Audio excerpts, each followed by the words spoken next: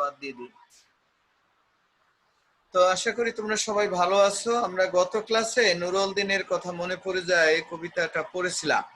আমরা বারবার বলতে চাচ্ছিলাম যে নুরুল দিনের কথা মনে পড়ে যায়, এই কবিতাটা মূলত নুরুল দিনের সারা জীবন কাব্যের ভূমিকাংশ। তো আমরা কবিতাটার প্রত্যেকটা লাইন, প্রত্যেকটা শব্দ নিয়ে যথেষ্ট কাজ করেছি। এর এক একটা স্লাইড তৈরি করতে আধা ঘন্টার বেশি সময় লাগে একজন শিক্ষকের।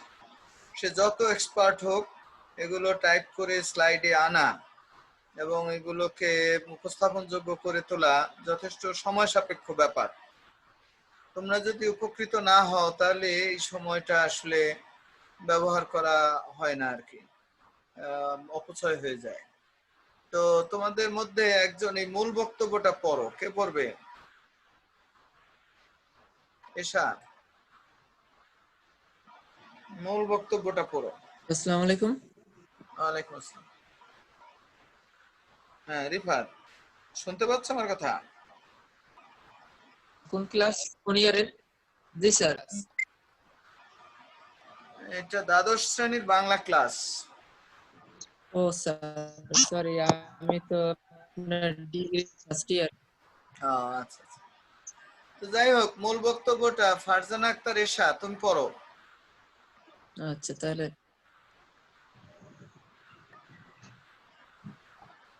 ফারজানা আক্তার এশা স্যার পড়ো। পড়ব। হ্যাঁ হ্যাঁ। মূল বক্তব্য: কবিতাটি নুরুল উদ্দিনের সারা জীবনের কাব্য নাটকের প্রাণবন্ত অংশ। এখানে সূত্রধার আবেগঘন কাব্যিক বর্ণনার মাধ্যমে দর্শকদের সঙ্গে নাট্যকাহিনীর সংযোগ স্থাপন করেছেন। 1782 খ্রিস্টাব্দে রংপুর দিনাজপুর অঞ্চলে সামন্তবাদ সাম্রাজ্য বিরোধী সাহসী কৃষক নেতা ইতিহাসে লিপিবদ্ধ আছে। সৈয়দ শামসুল হক ব্রিটিশ বিরোধী আন্দোলনের নুরুল সামান্য নৈপুণ্য মিশিয়ে দিয়েছেন বাঙালি মুক্তি সংগ্রামের সঙ্গে। 1971 সালের 25শে মার্চ কালোরাত থেকে শুরু করে দীর্ঘ 9 মাস এই বাংলা মৃত্যুপুরীতে রূপ নেয়, যখন শকুনরূপী দালালের আলখাল্লায় ছেয়ে যায় দেশ, যখন বাঙালি হারায় তার স্বপ্ন ও বাক স্বাধীনতা, যখন স্বজনের রক্তে ভেসে যায় ইতিহাসের প্রতিটি পৃষ্ঠা, তখন মনে পরে ইতিহাসের প্রতিবাদী নায়ক নুরুল উদ্দিনকে। এই চেতনায় কবিতাটিকে সৈয়দ শামসুল হক তুলে ধরতে চেয়েছেন। 1189 বঙ্গাব্দে 1782 খ্রিস্টাব্দ নুরুল উদ্দিনের ডাকে মানুষ যেভাবে জেগে উঠেছিল, এখনো ঠিক সেইভাবেই জেগে উঠবে বাংলার জনমানুষ, এটাই কবির বিশ্বাস। আচ্ছা, থ্যাংক ইউ। তাহলে নুরুল দিনের সারা জীবন এটা একটা কাব্য নাটক, মানে কবিতায় লেখা নাটক। প্রস্তাবনা অংশ কথার মানে হচ্ছে ভূমিকাংশ। সূত্রধার মানে উপস্থাপক। আবেগঘন কাব্যিক বর্ণনা মানে কাব্যিকভাবে আবেগঘন, মানে আবেগ মিশিয়ে এটা উপস্থাপন করেছেন, দর্শকদের সঙ্গে নাট্যকাহিনীর সংযোগ স্থাপন করেছেন। 1782 খ্রিস্টাব্দে রংপুর দিনাজপুর সামন্তবাদ সাম্রাজ্যবাদ বিরোধী সাহসী কৃষক নেতা নুরুল দিনের সংগ্রামের কথা। এটাও একটা ঐতিহাসিক ঘটনা। সৈয়দ শামসুল হক ব্রিটিশ বিরোধী আন্দোলনে নুরুল দিনের সাহস আর ক্ষোভকে অসামান্য নৈপুণ্যে মিলিয়ে দিয়েছেন বাঙালির মুক্তি সংগ্রামের সঙ্গে। এই কথাটা খেয়াল রাখবে। এটা দেখো যে নুরুল দিনের যে সংগ্রাম ছিল সেটা ছিল ব্রিটিশ বিরোধী আন্দোলনের, এবং সেটাকে বাঙালি মুক্তিযুদ্ধের সাথে যুক্ত করা হয়েছে। 1971 সালের 25শে মার্চ কাল রাত, 71 সালের 25শে মার্চ কাল রাত থেকে দীর্ঘ 9 মাস বাংলাদেশ মৃত্যুপুরীতে রূপ নেয়। মৃত্যুপুরীতে দেখো, শকুনরূপী দালালের আলখাল্লায় ছেয়ে যায় দেশ, তখন যখন বাঙালি স্বপ্ন বাক স্বাধীনতা হারায়। এই যে এই কথাগুলো একটু চিহ্নিত করে রাখা উচিত, যে বাঙালি তার স্বপ্ন বাক স্বাধীনতা, স্বপ্ন হলো স্বাধীন সার্বভৌম স্বদেশের স্বপ্ন, আর বাক স্বাধীনতা মানে কথা বলার স্বাধীনতা। স্বজনের রক্তে ভেসে যায় ইতিহাসের প্রতিটি পৃষ্ঠা। তখন মনে পড়ে ইতিহাসের প্রতিবাদী নায়ক নুরুল দিনকে। দেখো যে আমরা যখনই দেখি যে আমাদের স্বপ্ন, বাক স্বাধীনতা বা আমাদের প্রাণ দানের ঘটনা ঘটছে, তখনই নুরুল দিনের কথা মনে পড়ে যায়। এই কথাটা অর্থাৎ নুরুল দিনের মতো ত্যাগী নেতারা যারা কোন রকম উচ্চাকাঙ্ক্ষা না করে নিজের স্বার্থপর না হয়ে তারা মানুষের পক্ষে আন্দোলন সংগ্রাম করেছেন, তাদেরই একজন প্রতীকী নেতা হচ্ছেন নুরুল দিন। আচ্ছা, 1189 বঙ্গাব্দে নুরুল দিনের ডাকে মানুষ জেগে উঠেছিল। এটা হলো 1782 খ্রিস্টাব্দ, 1190 বঙ্গাব্দ মোতাবেক। তো সেইভাবে জেগে উঠবে বাংলার জনমানুষ। মুক্তিযুদ্ধকালে এই নাটকটা বাংলার মানুষের জন্য গণমানুষের জেগে ওঠা প্রসঙ্গে এই নাটকটা লিখিত হয়েছে। দেখো এই যে মূল বক্তব্যের এই জায়গাটা তোমাদের কাছে কোনো অস্পষ্টতা আছে কিনা একটু থাকলে জিজ্ঞেস করতে পারো। না স্যার, নাই। আচ্ছা, তো এরপরে দেখো পাঠ পরিচিতি অংশে যাও, তোমাদের বইটা খোলো এবং সেখানে নুরুল দিনের সারা জীবন শীর্ষক কাব্য নাটক থেকে সংকলিত এই কথাটা দাগ দাও। তারপর নুরুল দিন ক্রমান্বয়ে এক চিরায়ত প্রতিবাদের প্রতীকে পরিণত হয়, এই কথাটা দাগ দাও। চিরায়ত প্রতিবাদের প্রতীক। তারপরে নুরুল দিন সমকালীন সকল আন্দোলন সংগ্রামে যোগ দেয়। এটা কবির মনে হয় নুরুল দিনের প্রতীক কি ভাব আর কি ভাবমূর্তি। তারপর দেখো অভাগা মানুষ জেগে উঠবে এবং সমস্ত অন্যায় ভাসিয়ে নেবে, এটা প্রত্যাশা কবির আর কি। নুরুল দিনের ডাকে নুরুল দিনের মতো কোনো নেতা এগিয়ে এসে বাংলার গণমানুষকে জাগিয়ে তুলবেন, সেটাই কবির বিশ্বাস। তারপর দেখো ব্রিটিশ বিরোধী আন্দোলন নিয়ে উদ্দীপক হতে পারে, বাঙালির মুক্তিযুদ্ধ নিয়ে, ইতিহাসের প্রতিবাদী নায়কদের নিয়ে উদ্দীপক হতে পারে, গণজাগরণে অর্থাৎ সাধারণ সর্বস্তরের মানুষের অংশগ্রহণ নিয়ে উদ্দীপক হতে পারে। বইটা খোলো, এই লাইনগুলো একটু চিহ্নিত করে রাখো। দেখো বইয়ে দাগ দাও, কারণ স্ক্রিনশট নেওয়া থাকলে সেটা কিন্তু তুমি পরে খুঁজে পাবে না। বইয়ে দাগায় রাখলে, বইয়ে একটু নোট রাখলে পেন্সিল দিয়ে বা ই করে, তাহলে তুমি এটা খুঁজে পাবে, পরে পড়ার সময় কাজে লাগবে। ধবল দুধের মতো জ্যোৎস্না তার ঢালিতেছে চাঁদ পূর্ণিমার, তখন হঠাৎ কেন দেখা দেয় নীলক্ষার নীলে তীব্র শীষ দিয়ে এত বড় চাঁদ। অতি অকস্মাৎ স্তব্ধতার দেহ ছিঁড়ে কোন ধ্বনি, কোন শব্দ, কিসের প্রপাত। তারপরে অতীত হঠাৎ হাতে হানা দেয় মানুষের বন্ধ দরজায়। এই তীব্র স্বচ্ছ পূর্ণিমায় নুরুল দিনের কথা মনে পড়ে যায়। কাল ঘুম যখন বাংলায় তার দীর্ঘ দেহ নিয়ে আবার নুরুল দিন দেখা দেয় মরা আঙিনায়। রংপুরে নুরুল দিন একদিন ডাক দিয়েছিল 1189 সনে, যখন শকুন নেমে আসে এই সোনার বাংলায়। এই লাইনগুলো চিহ্নিত করো। যখন আমার দেশ ছেয়ে যায় দালালেরই আলখাল্লায়, যখন আমার স্বপ্ন লুট হয়ে যায়, কণ্ঠ বাজেয়াপ্ত করে নিয়ে যায়, যখন আমারই দেশে আমার দেহ থেকে রক্ত ঝরে যায় ইতিহাসের প্রতিটি পৃষ্ঠায়।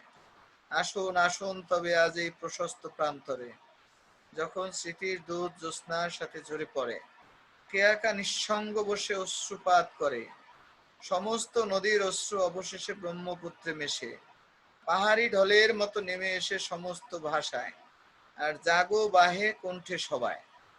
এগুলো একটু চিহ্নিত করো। আমি আশা করি তোমাদের বুঝতে অসুবিধা থাকার কথা না, উপরে আলোচনা করা হয়েছে। তারপরও যদি কোনো পংক্তিতে বা লাইনে তোমাদের বুঝতে অসুবিধা থাকে তোমরা জিজ্ঞেস করতে পারবে, এখনো পারবে, পরবর্তী ক্লাসেও পারবে। স্যার একটা প্রশ্ন ছিল, সমস্যা ছিল। বলো মা। স্যার এই যে কবিতা থেকে যে সৃজনশীলটা লিখবো, এটা মানটা কিরকম হওয়া লাগবে আর সাইজটা কিরকম হওয়া লাগবে লেখার? কোনো মানে কবিতা হোক গল্প হোক, মান তো একই। এই সৃজনশীল প্রশ্নের আলাদা কোনো সংজ্ঞা নাই। সৃজনশীলের মূল কথা হলো কাঠামোবদ্ধ প্রশ্ন। এখন কাঠামোবদ্ধ প্রশ্নের তো প্রত্যেকটা উত্তরের কাঠামো আছে। যেমন ধরো একটা প্রশ্নের ক নম্বর প্রশ্নের উত্তর, সেটা হলো জ্ঞানমূলক, সেটা যত সংক্ষেপে তুমি তথ্যটা লিখতে পারবে, যে প্রশ্ন করবে সেই অনুযায়ী উত্তরটা লিখতে পারলেই সেটা পূর্ণ নম্বর পাবে। নির্ভুলভাবে লেখাটা উচিত। আর খ নম্বর উত্তরে দুইটা পার্ট, একটা হলো জ্ঞান, একটা অনুধাবন। মানে খ এর প্রশ্নটায় 2 নম্বর অংশ হবে হ্যাঁ। দুইটা, সেখানে একটা জ্ঞান থাকবে, অর্থাৎ তোমাকে যেটা ব্যাখ্যা করতে বলবে ওর মানে মূল কথাটা কি সেটা হবে জ্ঞান, আর ওইটা বুঝিয়ে লেখা সেটা হবে অনুধাবন। তো বড় করে লেখার দরকার নাই, কারণ দুইটা অংশেই 1 করে নম্বর, দুইটা অংশের নম্বরই 1। বাড়তি কথা বা গাইড বইয়ের অনুরূপ করে লেখা, প্রশ্ন তোলা, এগুলো আসলে উত্তরের স্ট্যান্ডার্ড না। তুমি লিখবে উত্তর, এবং সেখানে যত সংক্ষেপে লেখা যায় ততই ভালো, অতিরিক্ত বড় করে লেখার দরকার নাই। তবে উত্তরের আমাদের যে মূল্যায়ন পদ্ধতি, আমাদের যে শিক্ষকেরা আছেন তারা মানে একটু সাজানো গোছানো উত্তর প্রত্যাশা করতে পারেন। উচ্চ মাধ্যমিক লেভেলে কাটাকাটি না করা, তারপরে অন্ততপক্ষে ব্যাখ্যাটা 2-3টা বাক্যে হবে, এটুকু আশা করা অনুচিত না। হ্যাঁ, কারণ একটা প্রশ্নে 2 নম্বর, উচ্চ মাধ্যমিক লেভেলে যতটুকু আর কি তোমার প্রত্যাশিত উত্তর সেটা তুমি লিখবে।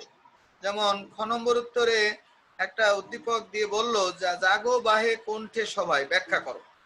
তো তুমি লিখলা যে নুরুল দিন মানে শ্রমজীবী সাধারণ মানুষকে জাগ্রত করার জন্য এভাবে আহ্বান জানিয়েছেন, এটা হলো এর জ্ঞান, তাই না? এরপরে তুমি পরের স্তবকে ব্যাখ্যা করবে যে ব্রিটিশ বিরোধী আন্দোলনের একজন মানে গণমানুষের একজন নেতা নুরুল দিন, তিনি রংপুর দিনাজপুর অঞ্চলের মানুষ, এবং তিনি 1782 সালে যে আন্দোলনের ডাক দিয়েছিলেন সেখানে তিনি বলেছিলেন যে সবাইকে জেগে ওঠার জন্য আহ্বান জানিয়েছিলেন। এই অর্থে জাগো বাহে কণ্ঠে সবাই, এই আহ্বান বা এটা মানে তার আঞ্চলিক ভাষায় আহ্বান জানিয়েছে। ঠিক আছে? তো এভাবে তোমরা উত্তর খ নম্বর লিখবে। গ নম্বরের তো 3টা পার্ট, সেখানে 3 নম্বর এবং অংশও 3টা। সেখানে একটা জ্ঞান আছে, কিন্তু ক এর জ্ঞান, খ এর জ্ঞান আর গ এর জ্ঞান এক না। গ নম্বর হলো অনুধাবন, মানে প্রয়োগমূলক প্রশ্ন। প্রয়োগের জ্ঞানটা হবে গ নম্বরের প্রথম বাক্য মানে অংশে, অর্থাৎ কোথায় মিল বা অমিল রয়েছে। আর দ্বিতীয় স্তবকে লেখা উচিত মূল বই থেকে কি সাদৃশ্য রয়েছে। তৃতীয় স্তবকে লেখা উচিত উদ্দীপকে কিভাবে সাদৃশ্যটা মানে উদ্দীপকের সাথে সাদৃশ্যটা। তবে 3 থেকে 4টা বাক্য বা এর বেশি কখনোই লিখবে না। আর কেউ যদি 1 প্যারা না করেও লেখে নম্বর দেওয়ার কথা আছে, কিন্তু পরীক্ষায় আসলে যদি পূর্ণ নম্বর পেতে চাও, এটা যেহেতু কাঠামোবদ্ধ প্রশ্ন, কাঠামোটা ঠিক রেখে লেখাই ভালো, 3টা প্যারা করে লেখাই উত্তম ভালো নম্বর পাওয়ার জন্য। আমি বুঝাতে পারলাম কিনা? জি স্যার। 4 নম্বর অংশে অবশ্যই তোমার 4টা প্যারা করা উচিত, কাঠামো মেনটেন করে। 4 নম্বরের জ্ঞান হবে উচ্চতর দক্ষতার জ্ঞান। সেখানে একটা মন্তব্য লিখে বা কোনো একটা কিছু বিশ্লেষণ করতে বললো, তুমি অবশ্যই শুরুতে যে কথাটা তুমি মানে বিশ্লেষণ করতে চাও সেই কথাটার মূল কথাটা লিখবে জ্ঞান হিসেবে। তারপর মূল বই থেকে ওই কথাটাকে ব্যাখ্যা করবে, সেটা হবে অনুধাবন। উদ্দীপকের সাথে সাদৃশ্য কি সেটাও ব্যাখ্যা করবে, সেটা আলাদা একটা প্যারায় 2-3-4টা বাক্যে লিখবা, সেটা হবে প্রয়োগ, ছোট ছোট বাক্যে, বেশি বড় না। আর 4 নম্বরে তোমরা যে ভুলটা করো, উদ্দীপক তুলে দিয়ে আসো বা মূল বইয়ের কথা লিখে আসো, ওইটা উচ্চতর দক্ষতা না। আসলে উচ্চতর দক্ষতা হচ্ছে সংশ্লেষণ, বিশ্লেষণ, মূল্যায়ন। মূল্যায়নটা তোমার, অর্থাৎ তুমি যে এতক্ষণ উত্তর লিখলে, হ্যাঁ, এবং উচ্চতর দক্ষতায় যে কথাটা বিশ্লেষণ করতে বলা হলো সেই কথাটা তুমি তোমার নিজের ভাষায় একটু ব্যাখ্যা করে লিখবে 3-4টা বাক্যের মধ্যে, তখন সেটা হবে উচ্চতর দক্ষতা। তোমরা যদি লেখো সুতরাং বলা যায় যে এ কথাটাই ঠিক, হ্যাঁ, বা কথাটা যুক্তিযুক্ত, তাহলে কিন্তু সেটা আসলে উচ্চতর দক্ষতা হয় না। তো 10-এ 10 পাওয়া যায় যদি কাঠামো মেনটেন করে লেখা যায়। একটা পড়ানোর মধ্যে অন্য একটা বিষয় নিয়ে প্রশ্ন করলে পড়াটা নষ্ট হয়ে যায়। দেখো এই সৃজনশীল প্রশ্ন উত্তর লেখা নিয়ে আমরা পরে প্রশ্ন করার সুযোগ দেব, বা অন্যান্য প্রশ্ন তোমরা লিখে রাখো। আমরা পরীক্ষার আগে প্রি টেস্ট পরীক্ষার ডেট করলে পরীক্ষার আগে অবশ্যই পরীক্ষার লিখন কৌশল নিয়ে কিভাবে খাতায় লিখবে সেটা নিয়ে আলোচনা করব। আচ্ছা, এই আজকেই কিন্তু নুরুল দিনের কথা মনে পড়ে যায়, এই কবিতাটা আমরা শেষ করব আর কি। এরপর আর নতুন একটা টপিক ধরবো, ঠিক আছে? গদ্য থেকে কোনটা ধরলে ভালো হয়? তোমাদের শেষের দিকের যে গল্প কবিতা আছে সেই গল্প কবিতার মধ্য থেকে কোনটা ধরা, গল্পগুলোর মধ্য থেকে গদ্যগুলোর, এই যে 52 দিনগুলো হয়েছে, 52 দিনগুলো পড়ানো হয়েছে তোমাদের? না স্যার। তাহলে আগামী ক্লাসে 52 দিনগুলো পড়াই নাকি?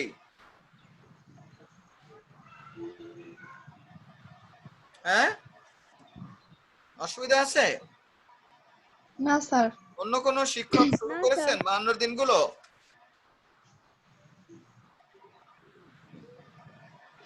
হ্যালো, তোমরা একটু কথা বলো আমার সাথে। বাসার স্যার কি পড়াচ্ছেন? বাসার স্যার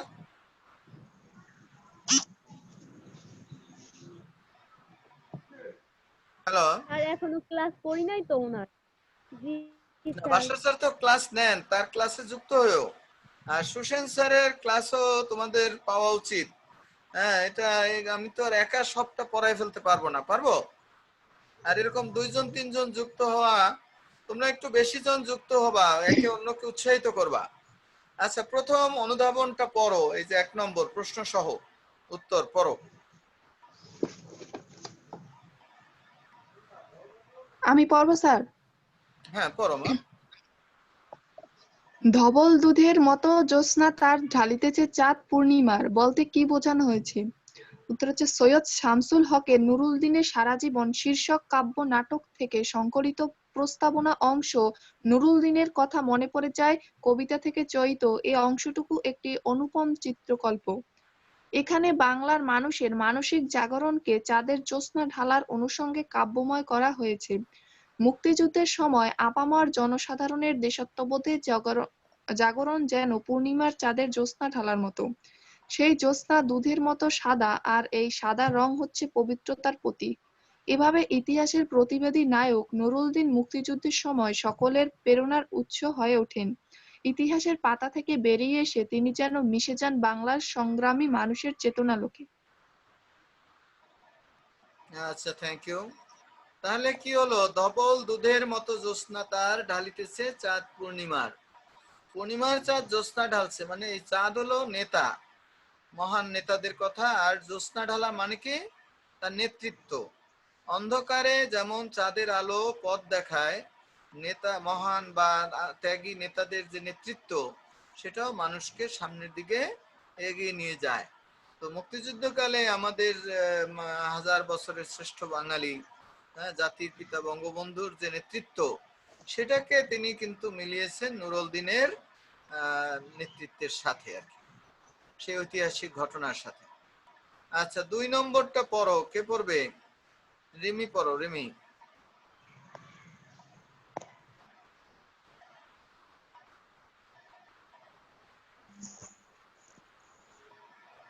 তখন হঠাৎ কেন দেখা দিল নীলক্ষায় নীলে তীব্র শীষ দিয়ে, এত বড় চাঁদ কখন, বুঝিয়ে লেখো। উত্তর, যখন সবকিছু নষ্টের অধিকারে চলে যায় তখনই ঘটে গণজাগরণ। এই বক্তব্যকে স্পষ্টতা দেওয়ার জন্য সব্যসাচী লেখক সৈয়দ শামসুল হক তার নুরুল দিনের কথা মনে পড়ে যায় কবিতা থেকে চয়িত এ অংশের আকাশে তীব্র শীষ দিয়ে চাঁদের জেগে ওঠার চিত্রকল্পটি সৃষ্টি করেছেন। আমাদের প্রিয় জন্মভূমি এই বাংলাদেশে যুগে যুগে বিভিন্ন নষ্ট প্রকৃতির শাসকদের দ্বারা শোষিত হয়েছে। অপশাসনের সুযোগ নিয়ে খারাপ লোকেরা সবকিছু নষ্ট করে দিয়েছে। অন্যায়ের প্রতিষ্ঠা করে শাসক গোষ্ঠী যখন ক্ষমতা আঁকড়ে থাকতে চেয়েছে, তখনই সত্যিকারের নেতার আহ্বানে জেগে উঠেছে যে দেশ। প্রতিবাদী নেতৃত্বের প্রভাবে বাংলা মানুষের এই জাগরণ ঘটেছে আকস্মিকভাবে।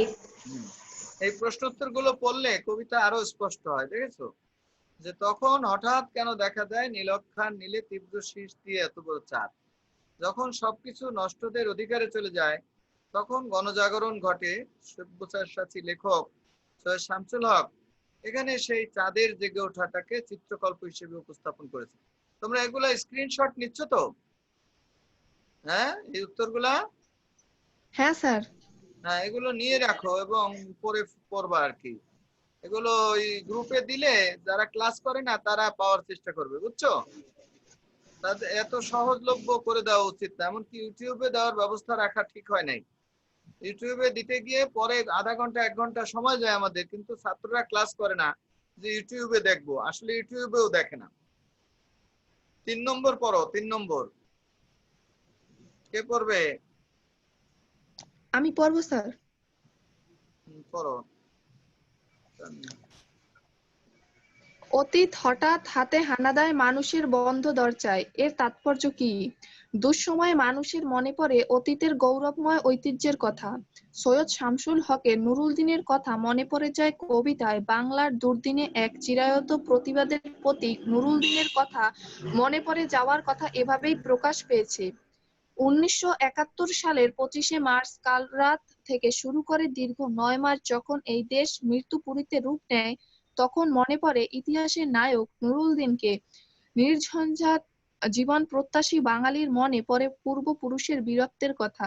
ব্রিটিশ বিরোধী আন্দোলনে নুরুল দিনে প্রতিবাদের স্মৃতি মানুষের মনের বন্ধ দরজায় কড়া নাড়ে। তারপর এদেশের সর্বস্তরের মানুষ ঝাঁপিয়ে পড়ে মুক্তির সংগ্রামে। আচ্ছা, থ্যাংক ইউ। তো এরপরে দেখো এখানে কি বলেছে? অতীত হঠাৎ হাতে আনা দেয় মানুষের বন্ধ দরজা, অর্থাৎ মানুষের মনে পড়ে যায় অতীতের স্মৃতি। হ্যাঁ, অর্থাৎ আমাদের অমন ভাবেই জেগে উঠতে হবে, আমরা পূর্বে যেভাবে জেগে উঠেছিলাম, সম্মিলিত আন্দোলনের মাধ্যমে অধিকার আদায় করেছিলাম। এটা হলো অতীতের স্মৃতি যা মানুষের দরজায়, বন্ধ দরজায় অর্থাৎ মনের দরজায় করাঘাত করে। 4 নম্বরটা কে পড়বে? 4 নম্বর ফারজানা পড়ো। মা আমি করি। এশা। কাল ঘুম তখন বাংলায় তীব্র দীর্ঘ দেহ নিয়ে আবার নুরুল উদ্দিন দেখা দেয় মরা আঙ্গিনায়। বুঝিয়ে লেখো। উত্তর: বাংলার মানুষ চিরন্তন সংগ্রামী কিন্তু সাধারণ হয়ে থাকে। কবি সৈয়দ শামসুল হক নুরুদ্দিনের কথা মনে পড়ে যায় কবিতায় এই নির্দীপ চিহ্নিত করেছেন। আবার বাংলায় দুঃসময়ের প্রেক্ষাপটে তিনি এই দেশটিকে মরা আঙিনা বলেছেন। নির্জীব অবস্থা কখনো কাম্য নয়। আন্দোলন সংগ্রামের মধ্য দিয়ে মানুষের ন্যায্য অধিকার বুঝে নিতে হয়। চারদিকে যখন অন্যায় অত্যাচার চলতে থাকে তখন সত্যিকারের বলিষ্ঠ নেতৃত্ব জেগে ওঠে। 1189 বঙ্গাব্দে নুরুদ্দিনের ডাকে মানুষ যেভাবে জেগে উঠেছিল, দুঃসময় ঠিক সেভাবে জেগে উঠবে বাংলার জনমানুষ, এটাই কবির বিশ্বাস। এভাবে কবির শিল্প ভাবনায় নুরুল উদ্দিন ক্রমান্বয়ে এক চিরায়িত প্রতিবাদের প্রতীকে পরিণত হয়। তাহলে কি হলো এখানে? দেখো যে নুরুল দিন কাল ঘুম যখন বাংলায় তার দীর্ঘ দেহ নিয়ে আবার নুরুল দিন দেখা দেয় মরা আঙিনায়। মরা আঙিনা বলতে বাংলাদেশ এবং ওই যে দুঃসময়, হত্যা বা নানা রকম নিষ্ঠুরতার শিকার হয় যখন মানুষ, তখন নুরুল দিন জেগে ওঠে। নুরুল দিনের মতো ত্যাগী নেতারা জেগে ওঠে এবং প্রতিবাদের প্রতীকে পরিণত হয় নুরুল দিন। 5 নম্বর পড়ো। 5 নম্বর কে পড়বে? রিমি পড়ো আবার।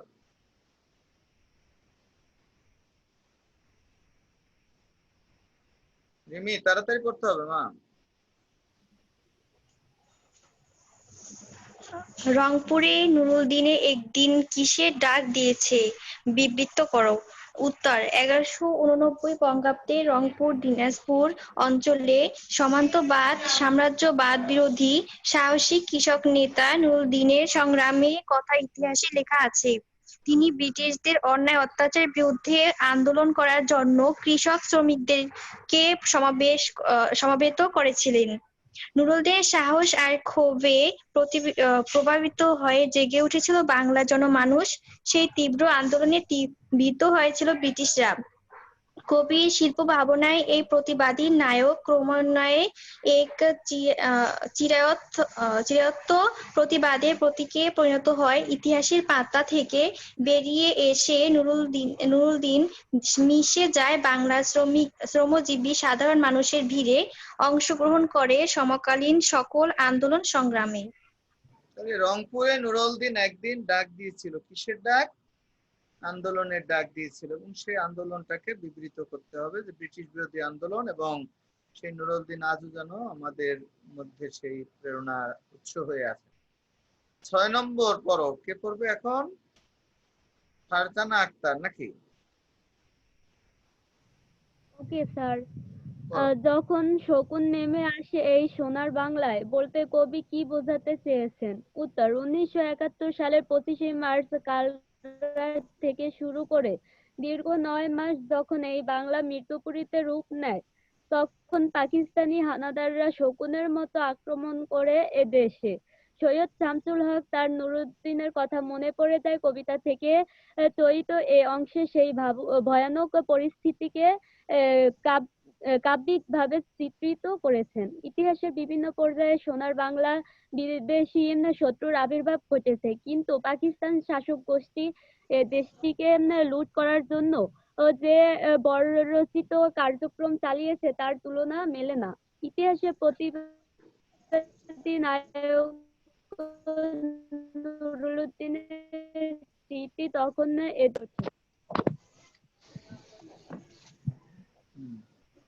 সর্বস্তরের সাধারণ মানুষের মনে জেগে ওঠে। এই যে শকুন নেমে আসা, এটা আসলে বিদেশি আগ্রাসন। আচ্ছা, তোমরা ক্লাসটা করলে এখনই ক্লাসের টাইম শেষ হয়ে যাবে, কারণ এরপরে তোমাদের আবার আরো ক্লাস আছে, তাই না? তো এখানে তোমরা এই অংশগ্রহণ করার জন্য তোমাদেরকে ধন্যবাদ এবং শুকরিয়া। যদি বেশিরভাগ শিক্ষার্থী অংশগ্রহণ করতো, আজকে আমার ইচ্ছে ছিল জ্ঞানটা প্র্যাকটিস করানো, অনুধাবনের শীটটা অনলাইনে দিয়ে দেওয়া, এবং পরের ক্লাসে আমরা সৃজনশীল অবজেক্টিভ প্র্যাকটিস করতে পারতাম, অবজেক্টিভ এবং সৃজনশীল নিয়ে উত্তর নিয়ে আলোচনা করতে পারতাম। কিন্তু যেহেতু শিক্ষার্থীরা যোগ দেয় না, 2-3 জনের জন্য এটা আয়োজন করা একটু কঠিন হয়ে পড়ে, বুঝছো? তো তোমাদের সবাইকে ধন্যবাদ, তোমরা যারা অংশগ্রহণ করেছো। আগামী ক্লাসে তোমরা একটু 52 দিনগুলো পড়বে। যদি শিক্ষার্থী বেশি যুক্ত হয়, তাহলে এই যে প্র্যাকটিস গুলো, এগুলো আমরা পরে চালাবো, ঠিক আছে? আচ্ছা, তোমাদের সবাইকে ধন্যবাদ। অন্যদেরকে বলো। আর বাংলা দ্বিতীয় পত্র ক্লাসটা তো নেওয়া যেত না? হ্যাঁ, বাংলা দ্বিতীয় পত্র গ্রামার। বাংলা দ্বিতীয় পত্র তো প্রিটেস্টে নাই। প্রিটেস্টের পরে যে ক্লাসগুলো পাবো, ওই ক্লাসগুলোতে শুধু বাংলা দ্বিতীয় পত্র পড়ানো হবে। আচ্ছা, ঠিক আছে। হ্যাঁ, প্রিটেস্টের পরে, হ্যাঁ, বাংলা ফার্স্ট পেপারটা আগে শেষ হোক। তোমাদের অনলাইনে দেওয়া আছে, উপন্যাস নাটকের ক্লাস দেওয়া আছে ওই ইউটিউবে, ওইখান থেকে পড়ো। হ্যাঁ, আচ্ছা, সবাইকে ধন্যবাদ।